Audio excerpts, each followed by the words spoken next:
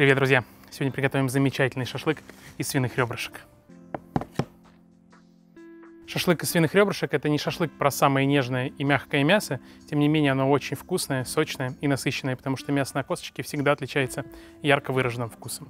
Снимем лишнюю шкурку, зачистим немножко от сала и нарежем на порционные куски. У меня вот такие вот замечательные куски. Надо аккуратно зачистить от шкурки. Весь жир срезать нет необходимости. Ну, немножко можно. И теперь нащупываем косточки и по костям делим на порционные куски. Они идут немножко под углом, мы нарезаем также.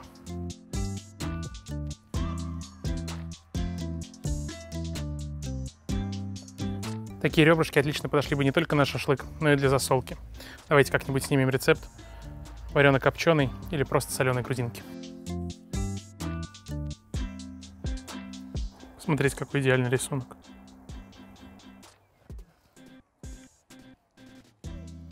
Шкурки от ребрышек не выбрасывайте. Если вы делаете домашние колбаски, они отлично подойдут как дополнительный наполнитель для сытности и сочности ваших изделий. В качестве маринада мы традиционно будем использовать лук, перец, соль. А в качестве дополнения добавим свежий базилик и немного коньяка. Маринады на алкоголе получаются изумительно ароматными, а мясо очень нежным и вкусным. Лук просто полукольцами. Хотя, если перед вами стоит цель быстро промариновать шашлык, то можете использовать просто луковый сок. Так избавитесь примерно от лишних 2 часов маринования.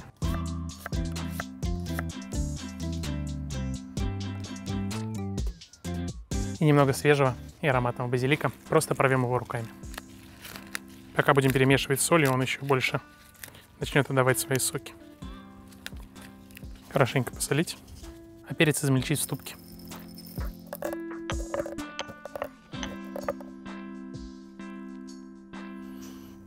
И не в себя, а в шашлык добавляем примерно 50 грамм коньяка. И все хорошенько размять и перемешать.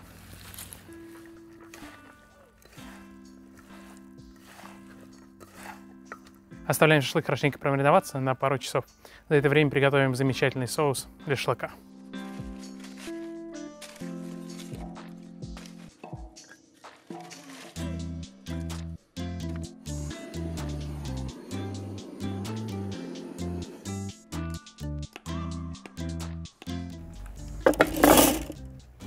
Самое время жарить шашлык. Нанизываем на шампура, желательно вдоль косточки. Выбираем хорошие одинаковые куски, освобождаем их от листьев и лука и нанизываем на шампур.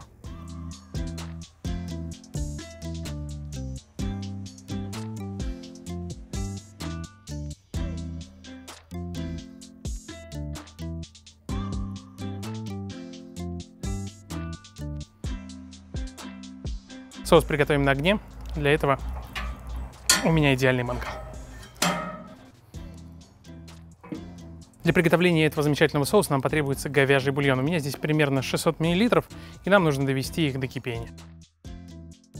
Для того, чтобы соус был еще вкуснее, хорошенько посолим, добавим сахар и черный молотый перец. Примерно столовую ложку сахарного песка и столовую ложку соли. И немного черного молотого перца.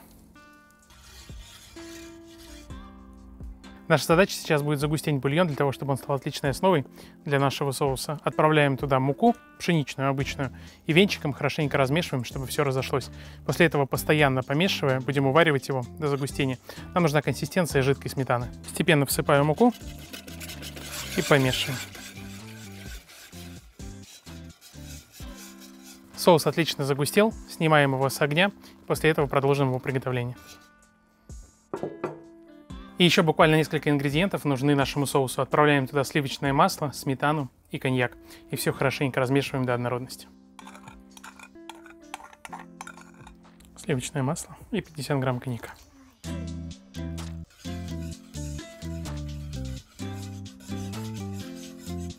Посмотрите, какой шелковистый. Соус просто обалденный. Он постоит и станет еще гуще. Его излишки можно заморозить и по мере необходимости доставать, небольшими порциями размораживать, и у вас всегда будет идеальный соус к мясу. Ну а мы отправляемся жарить шашлык.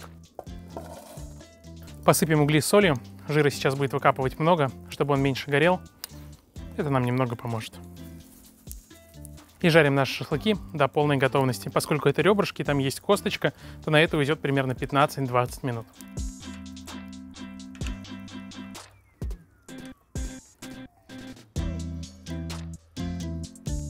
Каждые 1,5-2 минуты переворачиваем наш шашлык, чтобы он со всех сторон приобрел аппетитную золотистую корочку.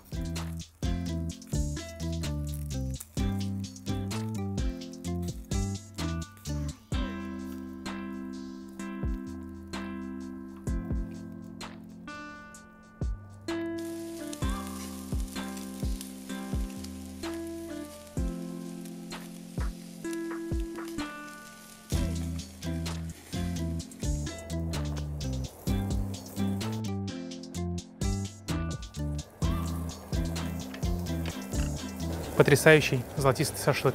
Скорее за стол.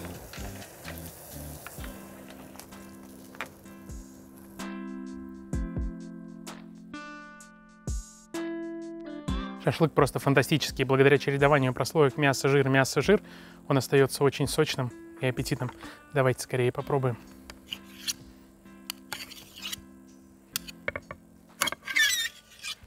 Я снимаю обухом, если что, не лезвием. Задолбали писать.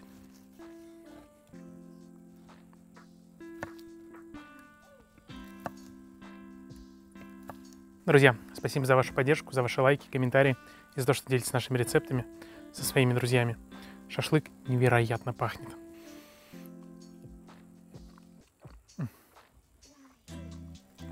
Это так нежно и так вкусно.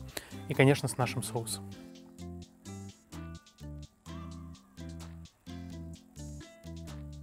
Сваренный на говяжьем бульоне он только усилит мясной вкус шашлыка.